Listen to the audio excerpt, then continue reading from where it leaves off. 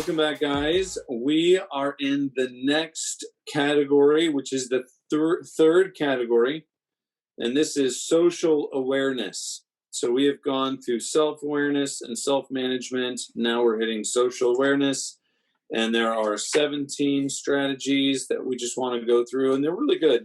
But it does recommend you only have 3 that you're currently working on, 3 of the strategies, I mean. And I think this is a good one. I feel like social awareness is, it definitely feels like the other side to learn for sure. There's self-awareness, which there's so much to go into. We are such complex human beings. And then you throw in others in the mix. Yes. And it becomes even more. Yes. So 17 social awareness strategies. Yeah. Pick 3. Before we jump in though, I think that is why I do like certain tests like StrengthsFinder. There was a word in the introduction that was mentioned. Where is it? Oh, here it is. One of the last paragraphs. It says, the lens you look through must be clear. And I as a StrengthsFinder guy, I appreciate how the strengths helps me see people through a certain lens. We're talking about in terms of trying to understand what people are saying, how they're saying it, things like that. So I can appreciate this from the stance of it totally makes a difference. Like emotion, the strengths, but also like if you take the love languages test, very simple, but also very profound in the sense of, okay, I don't know if I've ever told you this, but I took that. Have you taken that test? The love Which language? one? Love languages. The 5 love languages? Yeah, you can take it at 5, like the number, lovelanguages.com, and it's free, and it gives you a little chart, a little pie chart. So gifts is 0% for me. So It's not just 5, it's 0%. But it makes a difference when I'm talking to someone who would rather get a gift or have words of affirmation, which is number 4 for me. And so it does change the way you're relating to people for sure, depending on how well developed your lens is. So if I give you a brownie tomorrow, you'll be like, get that out of here. Well, that's just sharing. So okay. That's just the Jesus thing to do. I would love to see a gifts analysis, strengths analysis that overlaps a lot of the popular. You know what I mean? That would be, you can do them all individually and do the same thing, I suppose, but see where your sweet spot is. Yeah. So speaking of overlapping, the first social awareness strategy, and again, we're trying to pick 3 of these 17, right? Is greet people by name. Now, in your world, imagine if a person had the strength, the Clifton StrengthsFinder of positivity. You would expect that person would naturally flow with, Nathan, it is so good to see you, my good brother, right? Yes. But looking at it, anybody can use this social awareness strategy. And the point of this one is simply greet people by name. Now, I've often said my short-term memory is not that good. And he says, if you're the kind of person who forgets somebody's name in 30 seconds, I'm the kind of person that if I'm not paying attention, I cannot even hear your name as you're saying it in the first place, because my brain is thinking of the next question and I have no idea what you told me your name is. So this was really helpful for me. Yeah. And he uses the common strategies of use a person's name twice in a conversation, which of course slows me down because I need to listen to your name in the first place in order to use it twice in the conversation.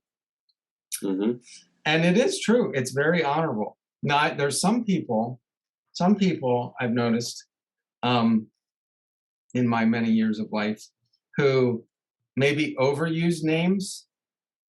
Oh, Have you ever found that? Like you're talking to them and they will say your first name. Maybe it's a friend. They will say your first name multiple times during a lunch, let's say, or some hour or so meeting. And I'm not saying it's wrong. I'm just saying it's often striking to me because I might greet you. Hey, yeah. Nathan, how are you in the beginning? And maybe say goodbye. I don't even think I would say goodbye, Nathan. I would probably just say goodbye. But some people really use this skill far more than I do. I'll just leave it at that. But it's a great skill. And it can be strengthened. It can be learned. So, yes. All right. Number 2, really easy one, but watch the body language. Yes. I mean, hopefully many people have heard the statement that, 93% of communication is body language, is tone, facial expression, words is 7. And I know this for sure because our 2-year-old, he wasn't talking immediately in the same level, but he definitely communicated a lot through body language, through facial expression, of course, pointing and things like that. And eventually, my other kids learned to interpret what he was saying, even though he wasn't using the right words. So, right. Yep. That's really important.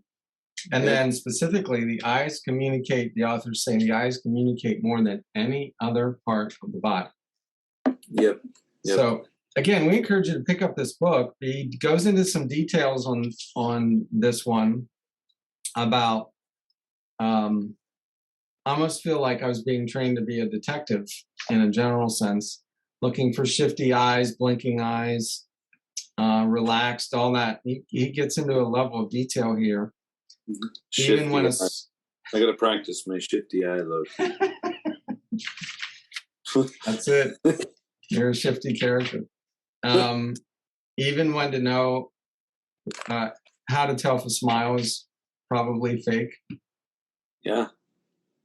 So that's true. I do. Not that I like the phrase, but I do tell people, especially I think young people, they do have a BS meter, Yes. And that to me is the ability to read a false smile, a fake sense of I want to be in the same room as you. But anyway. Yep, that's good. Okay, let's move on.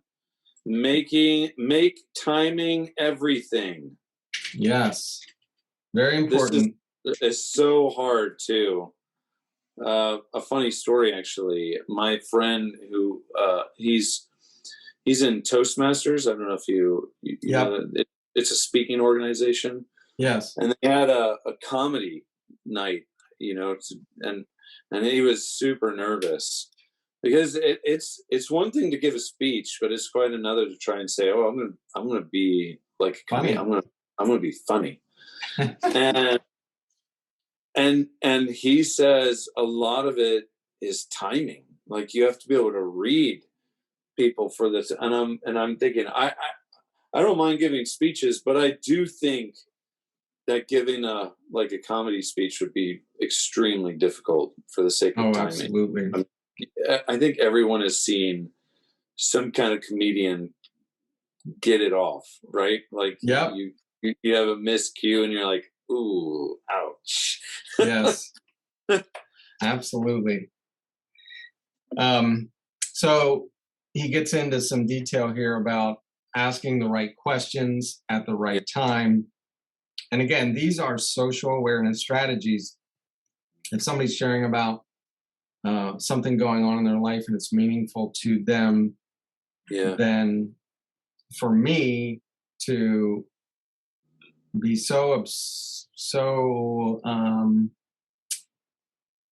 I was going to say obsessed, that's the wrong word, but for me to kind of interrupt with my own thought about my own life for my next is it's not good timing, and it's not being socially aware. Yeah.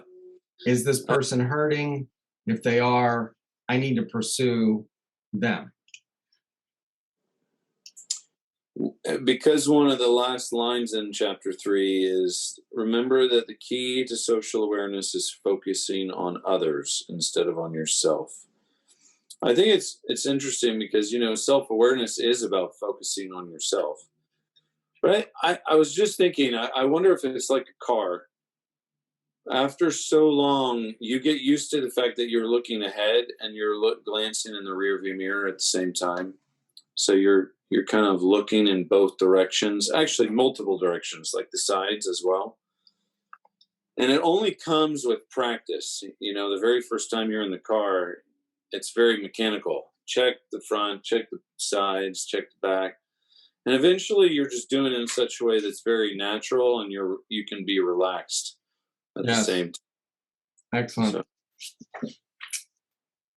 All right. I like this number 4, develop a back pocket question. Yeah. Now, he didn't give a specific one. The closest he got, or they got, the authors on page one of the strategy is, what do you think about? And then they have fill in the blank. So the idea is go into a conversation with a back pocket question so that if the conversation goes stale or dies or is awkward, you have a pre-made question that's kind of generic enough, but also meaningful, that you can use in various circumstances. I think it's supposed to be tailor-made to what you feel comfortable with. Yeah. Like someone who can talk about, like you go into sports really easily. These days, I don't think "what do you think about politics" is allowed, but that would have been that would have been a question, right? Or something else that you at least enjoy talking about and having that handy. Absolutely. So that's a good one. Yeah. That's a good social awareness strategy, is to develop a back pocket question.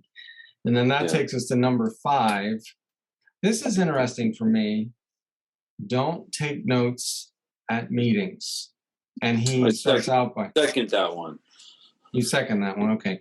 Multitasking actually sacrifices your quality of work, which I agree with, as the brain is simply incapable of performing at a high level multiple activities at once. So he's saying, if he gives the example, if you're taking notes, you're going to miss an interaction. Now, I can relate to this and actually do live this out in a counseling, in my world, in a pastoral counseling kind of setting.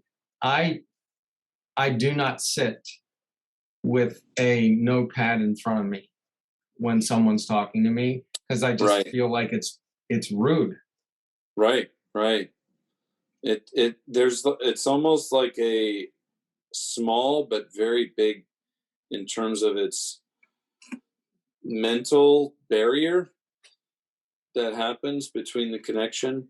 And honestly, I know that I'm a bad note taker in meetings, because I'm usually paying attention to multiple people in the room, trying to read what, even in terms of their thinking, what they're communicating with their body language.